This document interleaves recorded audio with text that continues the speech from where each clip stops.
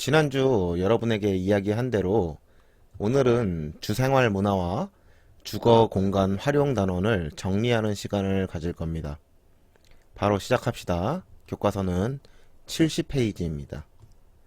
주거와 주생활 문화에서 주거의 의미와 주거 가치관입니다. 여러분이 필요하다면 여러분의 교과서에 밑줄 치거나 필기하길 바랍니다. 70페이지 주거란 무엇인가? 그 의미를 알기 위해 교과서를 조금 읽어봅시다. 주거는 가족의 생활을 담는 그릇으로 주택이라는 공간과 함께 그 안에서 이뤄지는 개인이나 가족의 생활, 나아가 이웃과 지역 사회를 둘러싼 환경까지 포함하는 의미입니다. 이걸 읽어봤을 때 주택보다 주거가 더 큰 의미라는 것을 알 수 있습니다. 이러한 주거는 5가지의 기능을 해야 하며 주거라는 것이 되기 위한 조건이 있습니다.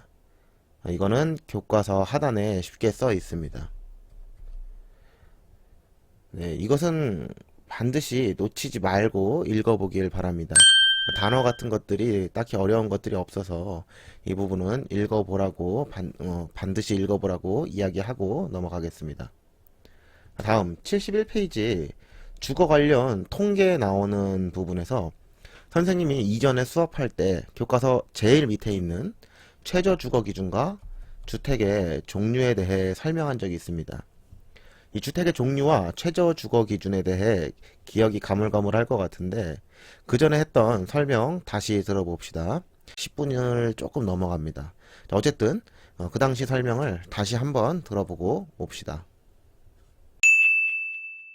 우리가 집중해야 할 것은요. 교과서 71페이지 하단에 있는 잠깐 바로 여기에 나오는 최저 주거 기준과 공동주택의 종류를 보아야 합니다. 선생님은 막 교과서에 별표 친 적이 없어. 근데 여기 아주 친절하게 교과서에 별표가 인쇄가 되어 있네. 그래. 여기 나와 있는 이 2가지 아주 중요한 겁니다. 진짜로 중요하다고 했습니다. 체크들 하세요. 그럼 여기 있는 2가지 보도록 하겠습니다. 쉬운 것부터 보려면 공동주택의 종류 먼저 보겠습니다. 여러분 여기 아파트, 연립주택, 다세대주택이라고 써 있네요. 이 내용을 이해하기 위해서 우리는 주거의 형태에 따라 달리 분리우는 것을 알아야 합니다. 교과서 싹 지우고 화면에 띄워주는 거 잘 보세요. 필요한 사람은 필기도 하시고요. 아마 내가 그냥 써주는 건 아닐 거야. 아마 그럴 겁니다. 주택은요 건축법상 크게 2가지로 나뉩니다. 단독주택과 공동주택으로요. 그리고 단독주택은 단독주택으로 한 번 더, 그리고 다중주택, 다가구주택, 공간으로 나뉩니다. 공동주택은 아파트, 연립주택, 다세대주택, 기숙사로 나뉘어집니다. 와, 분명 공동주택으로 시작했는데 벌써 8개로 증식했어요. 와, 아메반가? 너무 많으니 2개 뺍시다. 단독주택에서는 공간, 그리고 다중주택에서는 기숙사를 뺄게요. 자, 단독주택 봅시다. 선생님이 예시로 사진을 보여주기는 할 건데 사진만 보고 저렇게 생긴 거는 단독주택이구나 혹은 뭐 다가구주택이구나 이렇게 사진에 보이는 형태만으로 이해하면 절대 안 됩니다. 사진으로는 그렇게 보인다 하더라도 실제 그 집에 들어가 보거나 정확히 안쪽까지 본 것 아니잖아요. 예를 들어서 다세대주택처럼 생겼는데 막상 건축물 대장이라는 서류를 떼어보면요 다중주택으로 되어 있다던가 하는 경우가 많죠. 물론 내 외부 형태상 보았을 때는 단독주택이 맞는데 막상 들어가면 뭐야 이거 단독주택인데 왜 각 세대별 구분이 되는 현관문이 내부에도 따로 있는 거야? 건축물 대장을 봐도 단독주택인데 이거 뭐야? 대부분 불법 건축물인 경우가 많습니다. 왜 불법 건축물이 많은지는 여러분들이 더 궁금하다면 알려주도록은 하겠는데 지금 이 시간은 아니에요. 우리는 건축물의 형태와 분류에 대해서 배우는 것이지 불법 건축물이 등장하게 된 배경 뭐 이런 것까지 공부하는 건 아니지 않습니까? 아무튼 다시 수업으로 돌아와서 단독주택부터 보겠습니다. 집에 단독주택이란 딱 한 채로 지은 집이에요. 예시 사진 볼게요. 여기 이거 이렇게 생긴 게 단독주택입니다. 그럼 이렇게 생긴 건 다 단독주택이에요? 하는 친구들이 있을 겁니다. 이렇게 생긴 집에 한 가구, 이 가구란 하나의 가족이라고 이해하면 됩니다. 한 가구만 들어와서 살고 있다. 일반적인 경우죠. 여러분들이 지금 아파트에 대부분 살고 있고 또 한 가족, 즉 한 가구만 그 집에서 살고 있잖아요. 그러면 단독주택이 되는 거예요. 문제는 뭐냐? 우리 가족 말고 다른 사람도 들어와서 살고 있어요. 예를 들어서 우리 집이 단독주택 건물이고 2층에 방이 하나 남아요. 근데 그 방을 좀 놀리긴 아까우니까 왜 그 대학교 근처에 보면요 일반적인 단독주택에 하숙생을 받는 경우 있거든요. 또 하숙생이 뭐냐면 그건 검색을 좀 해보세요. 그냥 뭐 그 집에 같이 들어가서 살고 있는 겁니다. 밥 같은 경우는 같이 먹기도 하고 일단은 숙박만 하고 있는 거죠. 잠만 자고 있는 겁니다. 이런 경우는 뭐냐? 단독주택 노노 아닙니다.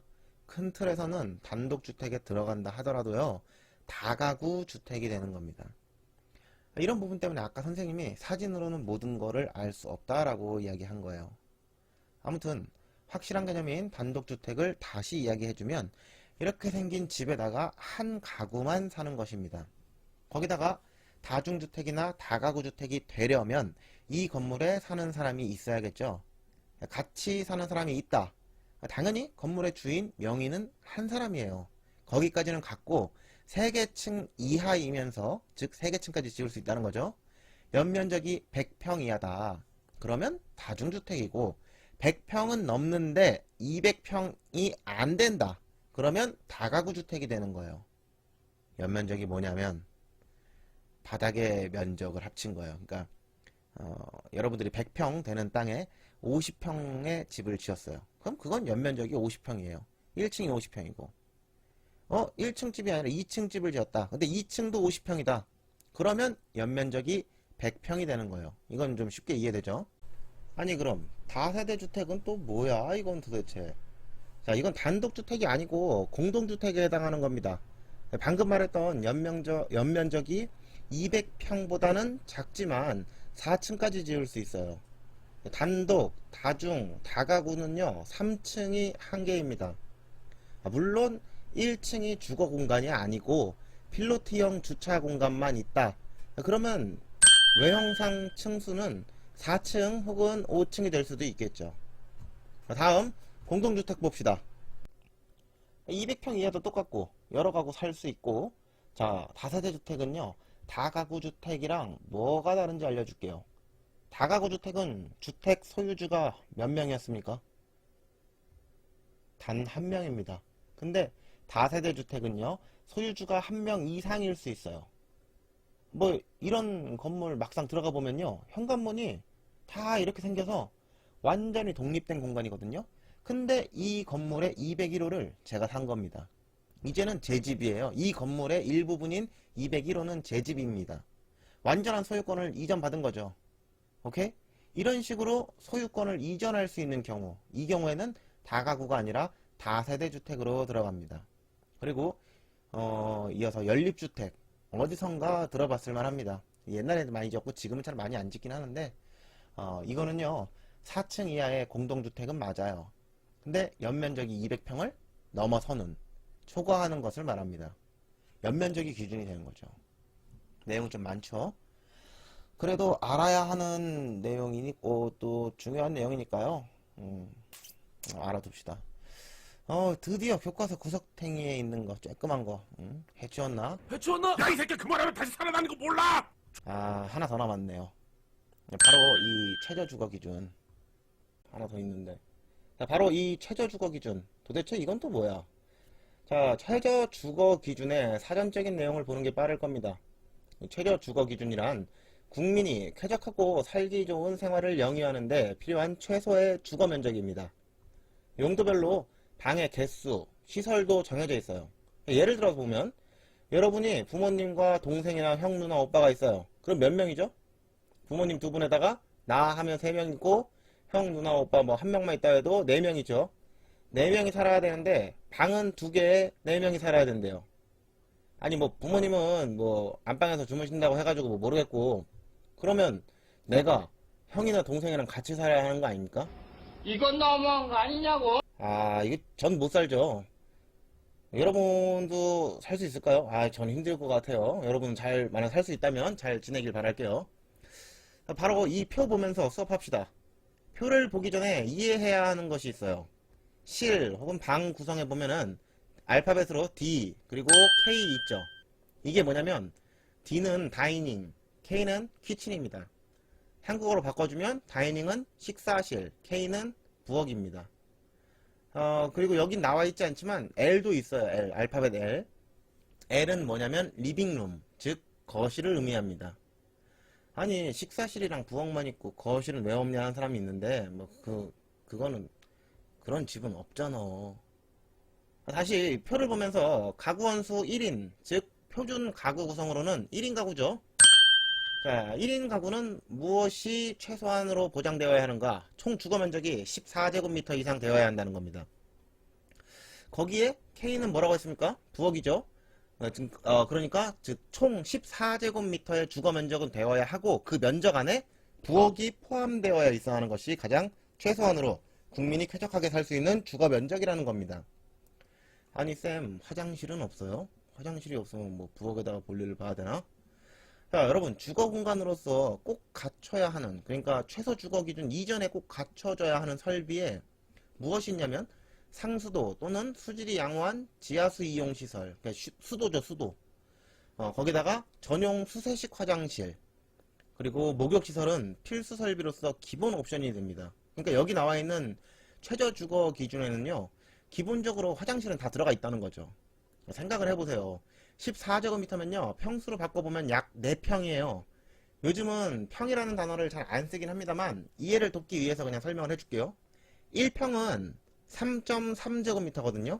대략적으로 생각해 봤을 때 가로 1.8m, 세로 1.8m. 이렇게 생긴 정사각형방이요, 한 평입니다. 아직도 감이 안 올 수 있어요. 이거 사진 하나 보여줄게요. EBS 다큐프라임 영상 중 캡처한 거예요. 자, 여기 이 사진. 여기에 보면요, 화장실 있어요, 없어요? 잘 못 찾겠죠? 부엌은 있죠? 부엌은 확실히 있어요. 지금 이 사진 공간에 화장실까지 붙이면요, 14제곱미터가 됩니다. 아직도 화장실 못 찾은 사람, 화장실 문 5시쯤에 보입니다. 영상에서 5시쯤에. 어떻게 여러분 방이랑 비교해보면 어때요? 만약에 괜찮다고요? 이렇게 괜찮아요? 이렇게 얘기하는 사람 있어요? 여러분은 지금 가족이랑 함께 사용하는 공용 공간이 있기 때문이에요. 여기서 말하는 최저 주거 기준, 즉 14제곱미터는 화장실이 보이진 않지만 여기 보이는 공간이 다입니다. 화장실은 가로 세로 한 1.2m 정도 되지 않을까요? 네, 굉장히 좁겠죠. 왜 너네 화장실에다가 쌀이랑 라면 보관하는 거 아니잖아. 거기다가 너희들 입을 옷은 어디? 이 사진상으로 봤을 때 옷 보관할 공간이 따로 보이지는 않죠. 이 공간에서 모든 걸 해결해야 하는 거예요. 지금 괜찮다고 하는 사람들이 있을 수 있지만 그거는 여러분들의 짐이 거실에 있을 수도 있고 또 신발 같은 거, 신발은 현관에 신발장에 들어있을 거 아니에요. 그래서 괜찮다고 생각할 수 있지만 여기 나와 있는 이 14제곱미터는 정말 작은 거예요. 최소한 이 정도는 보장이 되어야지만 인간이 쾌적하게 생활하는데 최소한이 된다. 뭐 이렇게 이해를 하면 되겠습니다. 자, 다음 가구원 2인 표준 가구 구성으로는 부부가 되겠습니다. 실방 구성을 보면요, 1DK라고 되어 있어요. 아까 설명한 걸 생각해 봤을 때 어떻게 해석해야 되겠습니까? 한 개의 방, 그리고 한 개의 식사실, 한 개의 부엌이 보장되어야 한다는 거예요. 1인 가구보다는 조금 넓어진 26제곱미터 정도가 되어야 합니다. 네, 이해됐나요? 이거 이해 안 되는 사람은요, 좀 뒤로 가게 해가지고 최저 주거 기준 설명 다시 듣고 오세요. 자, 그럼 3인부터는 쉽죠? 3인부터는 부부의 자녀가 한 명씩 늘어나게 됩니다. 그래서 필요한 방도 하나씩 늘어나고 주거 면적도 방이 늘어났으니 당연히 같이 증가합니다. 그 아래 가구 원수 증가에 따라 요구되는 최저 주거 기준이 점차 늘어난다는 것을 이해하면 되겠습니다. 그 다음 72페이지 좌측 중간 부분 보면 다양한 주거 생활 양식이라고 좌식과 입식에 대한 설명이 있고 현대에는 이것을 상호 보완한 절충식 방법이 많이 쓰이고 있다는 것 꼭 기억하길 바랍니다. 교과서 계속 넘어가서 74페이지 더불어 살아가는 주생활 문화 그리고 이 안에서 이웃과 더불어 살아가는 주생활 문화 거기에다가 한 가지 더 자연과 더불어 사는 주생활 문화에 대한 것도 설명했었습니다. 마찬가지로 이전에 설명했던 영상들 컷 편집한 거 잠시 보고 옵시다. 교과서 74페이지입니다. 제일 윗부분 설명 함께 읽어봅시다. 더불어 살아가는 주생활 문화. 가족의 주거 생활은 주거가 위치한 근린 환경과 밀접하게 상호작용하며 이뤄진다. 근린 환경. 이건 또 뭡니까? 자, 바로 왼쪽에 척척 용어 박사의 단어의 풀이가 있어요. 자, 근린 환경이란 주거를 둘러싼 외부의 물리적 그리고 사회적 생활 환경입니다. 좀 더 쉽게 예시를 들어볼게요. 이웃들 그리고 지역사회의 시설 대표적으로 체육센터 같은 거요. 체육센터라고 하니까 시청, 주민센터 이런 사회시설 말고 그거 말고도요. 학교, 도서관, 경찰서, 병원 이라고 해도 좀 사회시설 같네요. 자, 그럼 마트, 대형마트 이런 것들을 모두 포함해서 근린환경이라고 합니다. 이처럼 주거는요, 나와 우리 가족이 생활하는 공간이자 주변의 이웃 그리고 지역사회와 함께 사는 공간이다 라고 써 있습니다. 여기서는요, 이웃과 더불어 사는 주생활 문화와 자연과 더불어 사는 주생활 문화가 제시되어 있으므로 우리는 교과서에 제시된 것만 딱 두 개만 보겠습니다. 이 교과서에 좀 충실하게 공부합시다. 고등학교 가서 기술과정 책에 같은 내용이 나오면요, 여러분은 이렇게 두 개가 아니라 세 개, 네 개, 다섯 개 이렇게 항목이 더 늘어나서 나올 거예요. 자, 74페이지 이웃과 더불어 사는 주생활 문화. 자, 여러분 품앗이 들어봤습니까? 여기 품앗이 써있죠. 품앗이 혹은 두레, 향약 이런 거 있는데 이런 단어들 들어본 학생 있습니까?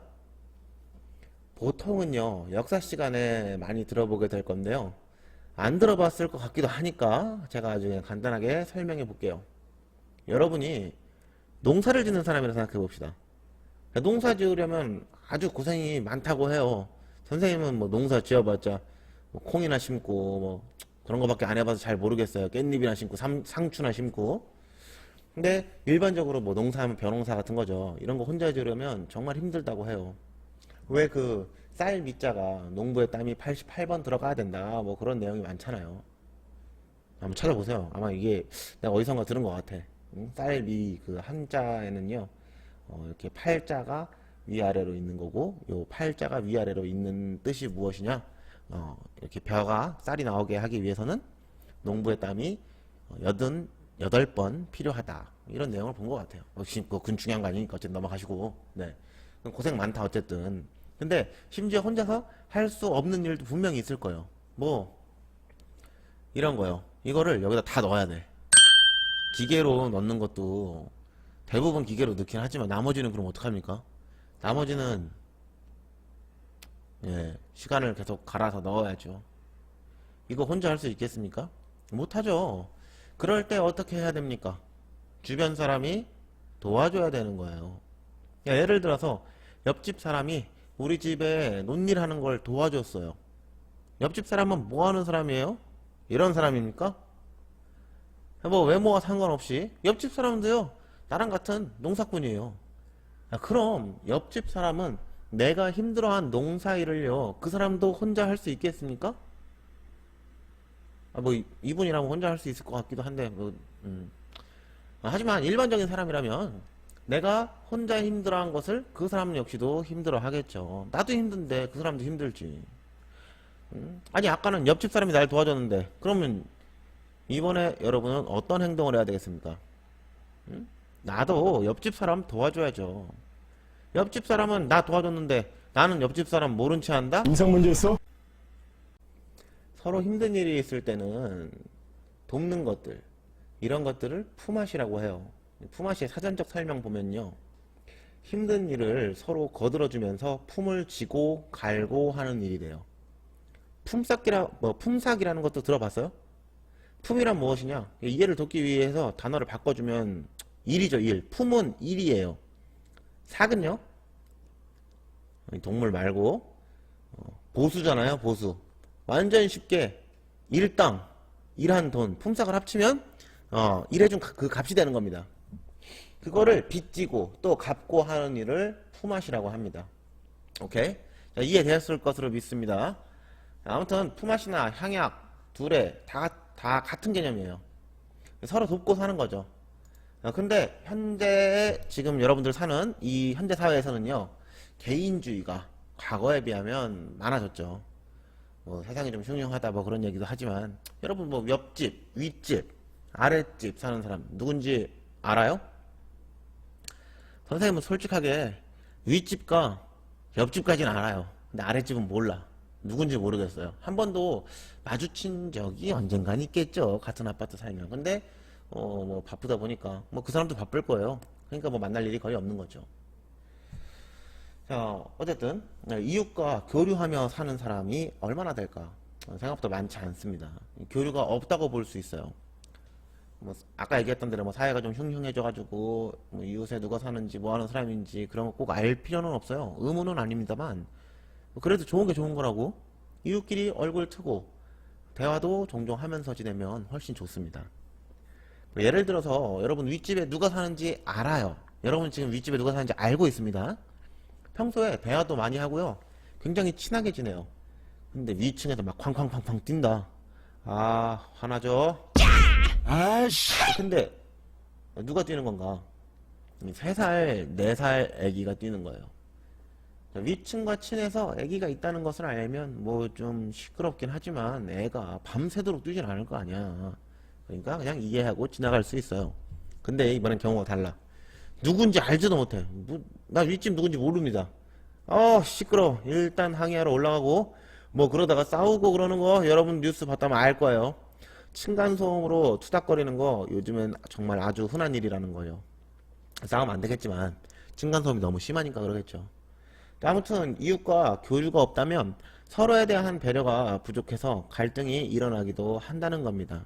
따라서 우리는 좋은 이웃을 만나고 좋은 이웃 관계를 유지하려 노력을 해야 합니다. 그래서 지금 우리 택지지구도 아파트들을 지을 때 이런 노력한 것들을 살짝씩 엿볼 수 있어요.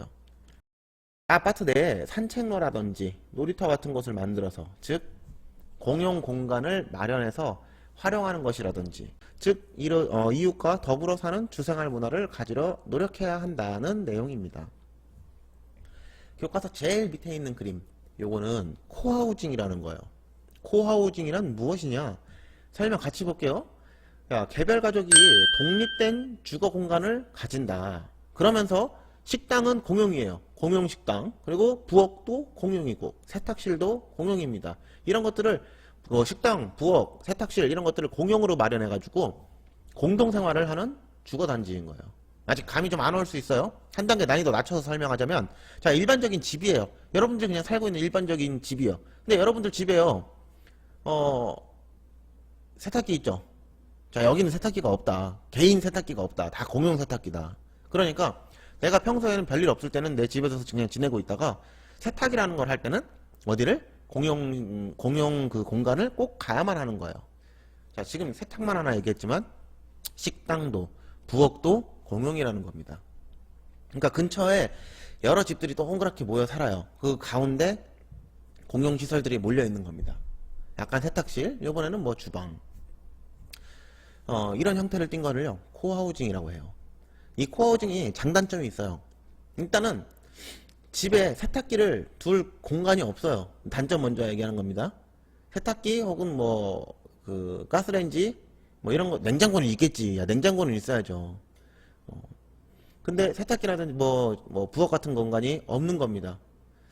그러면 밖으로 나가야 되죠. 혹은 빨래를 하려고 해도 밖으로 나가야 되는 거예요. 그건 단점이 있는 겁니다. 근데 장점은 뭐냐?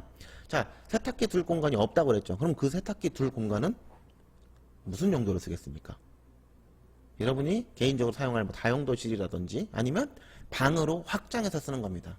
자, 그러면 비교적 건축비가 조금 들겠죠. 왜? 그전에는 세탁실에다가 뭐 주방에다가 뭐 지어야 되니까 집이 30평이 필요했는데 세탁실에다가 주방 빼니까 한 26평만 지어도 돼. 자꾸 평수라고 얘기를 하는데 원래는 제곱미터를 씁니다. 그렇게 지어야 되는 건축 면적이 적어지니까 아무래도 조금 더 주택 가격이 하락할 수 있습니다. 조금 더 저렴할 수 있다는 거예요. 그거는 뭐 그냥 이론적으로 그런 겁니다. 어쨌든 뭐 집이 더 넓어지는 장점도 있다. 뭐 이 정도 예시면 여러분들이 좀 알아들을 수 있었다고 생각을 합니다. 다음으로는 75페이지입니다. 방금 전에는 이웃과 더불어 살아야 한다는 것이고 이번엔 뭐? 자연과 더불어 사는 주생활 문화를 가져야 한다는 내용입니다. 앞서서 한 내용인 이웃과 더불어 사는 주생활 문화보다는 간단하게 설명됩니다. 여러분들이 주거 생활을 하면 아무래도 환경오염이 되겠죠. 좋은 예시가 뭐가 있을까? 뭐 전기를 씁니다. 여러분 집에 살면 당연히 전기를 쓰겠죠. 아닌데요 선생님, 저는 집에서 제가 자전거 페달 돌려서 전기 만드는데요. 나중에 그런 사람이 있다면 꼭 구경시켜 주세요. 내가 페달 돌리는 거 도와주러 갈게요. 뒤에서 채찍질 해야지. 자, 어쨌든 뭐 집에서 살면 당연히 전기를 쓰겠죠. 당연한 거죠 이거는. 근데 전기를 좀 아껴 쓰자. 왜냐? 여러분 이런 거 본 적 있어요? 전기 절약 캠페인 중에 하나인데 전기는 국산이지만 원료는 뭐다? 수입이다. 즉 전기 만드는 방법 다양하지만 대표적인 방법은 매장 자원을 써서 전기를 만드는 거죠. 지금은 거의 없지만 석탄 발전소를 예를 들어 봅시다. 전기를 만들기 위해서는 어떻게? 이 석탄 발전소에서 석탄을 막 태워야 돼요. 불을 질러 석탄을 태워. 그러면 발전소 굴뚝에서 뭐가 나옵니까? 맑은 공기가 나옵니까? 아니죠. 안 좋은 공기가 나오죠. 그런데 여러분들이 전기를 아끼지 않고 많이 쓰면 뭐 전기세 좀 더 내면 되지 뭐 이렇게 생각하면 여러분들이 사용한 만큼 그 비용이 전기세를 내는 건 당연한 건데 그 전기세를 내면 뭐합니까? 대기질은 점점 안 좋아지는 거죠. 그래서 이거는 아파트 말고 단독주택에서 정말 많이 볼 수 있는데 재생에너지를 쓰는 겁니다. 자, 재생에너지 하니까 대표적으로 뭐가 있다? 친환경적인 전기에너지. 생각납니까? 태양광 발전기 생각나죠. 요거. 내가 집에서 전기를 쓰긴 쓰고 아껴 쓰는데도 친환경적인 주거 생활을 하기 위해서 집 내에서 친환경 에너지인 태양광 에너지를 돌리는 거죠. 뭔지 확실히 알겠죠? 이런 거를 뭐라 하느냐? 자연과 더불어 사는 주생활 문화라고 합니다. 조금 단어를 바꿔주면요. 교과서에 있는 대로 친환경 주거가 되는 거고요. 그걸 또 다른 단어로 뭐라고 한다? 생태 주거라고 하는 겁니다. 즉 친환경 주거, 생태 주거, 그리고 자연과 더불어 사는 주생활 문화는 같은 개념이라고 보면 되는 겁니다. 아래 설명 보면요. 자연과 더불어 사는 주생활 문화를 위해 자연 소재나 재활용 가능한 건축 재료를 사용해서 집을 짓고 태양광, 풍력 등 자연 에너지를 활용하는 거, 아니면 빗물을 재활용하는 거, 뭐 우수 활용 시설이라고도 합니다. 이런 것들을 통틀어서 환경과 더불어 사는 주생활 문화라고 하는 겁니다. 자, 그리고 비오톱 봅시다. 여러분 사는 아파트 보면요, 혹은 도시에 보면 공원이라든지 의도적으로 설치해 놓은, 즉 인공적인 생물 서식 공간이 있죠. 왜 그 아파트 사이에 하천 있고 산책로 있고 그러잖아요. 거기 물 보면요, 뭐 똥물 아니죠? 생각보다 많은 물고기들 살고 있어요. 물고기 안 산다고 생각하는 사람 한번 가보세요. 뭐 피라미 같은 것들 생각보다 많이 보입니다. 이런 것들을 통틀어서 비오톱이라고 하는 겁니다. 여기서 말하는 비오톱은 다양한 생물이 살기도 하고 또 우리 사람에게는 휴식처, 뭐 공원 같은 그런 기능들을 제공하기도 합니다. 이런 내용도 알고 가면 되겠습니다. 다음 76페이지 효율적인 주거 공간 구성과 활용 단원이죠. 이 76페이지에서 여러분들이 포커스를 맞춰야 할 부분은 그림 2-16 생활 내용에 따른 조닝과 동선 계획입니다. 특히 각 생활 내용에 따른 공간, 즉 공동생활 공간, 개인생활 공간, 가사작업 공간, 생리위생 공간에 어떤 실이 들어가는지 알아야 합니다. 예시를 들어주면 우리가 공부하거나 잠을 자는 침실은 어디에 해당하는 것인가? 바로 개인생활 공간에 해당하죠. 이처럼 각 실이나 방이 어느 생활 영역에 들어가는지 구별할 수 있어야 한다는 겁니다. 쭉쭉 넘어가서 79페이지 수행평가에서 강조했던 내용이죠. 79페이지 하단 합리적인 가구 배치 요령에 강조 표시해 주세요. 합리적인 가구 배치 요령에 보면 6가지 요령이 있습니다. 이 6가지를 잊지 말길 바랍니다. 다음 80, 81페이지입니다. 여기에서는 가족 생활에 적합한 주거 공간 구성이라는 내용인데 핵가족, 그리고 확대가족, 또 독신가족, 노인가족에 따라서 신경 써야 할 부분이 다릅니다. 하나만 예를 들어보면 노인가족은 아무래도 주거하는 사람이 살고 있는 사람이 노인인 만큼 신체의 반응 속도가 젊었을 때와 달리 점차 느려지기 때문에 다양한 안전 설비가 있어야 한다는 겁니다.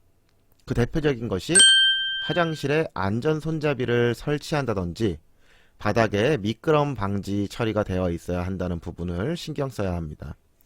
이런 것들을 여러분들이 반드시 기억해 두었으면 좋겠습니다.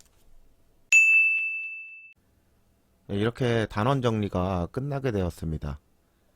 정리 영상에서 언급하지 않은 부분 중 어느 하나 중요하지 않은 부분이 없지만 여러분들이 너무 방대하고 어렵게 느끼지 않았으면 해서 진짜 정말로 여러분들이 꼭 알아갔으면 하는 부분만 다루었습니다.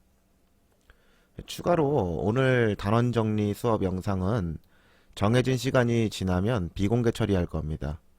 그러나 시험 2주 전에는 공부하는 여러분들을 위해서 유튜브든 온라인 클래스든 추후 결정해서 다시 공개 처리 혹은 업로드 처리하겠습니다. 기타 질문은 2학년 가정 오픈톡방을 이용하길 바랍니다. 아, 맞다. 여러분들이 궁금한 것을 답변해주기 위해 있는 오픈톡방이지만 대답해주기 곤란한 질문들도 종종 들어옵니다.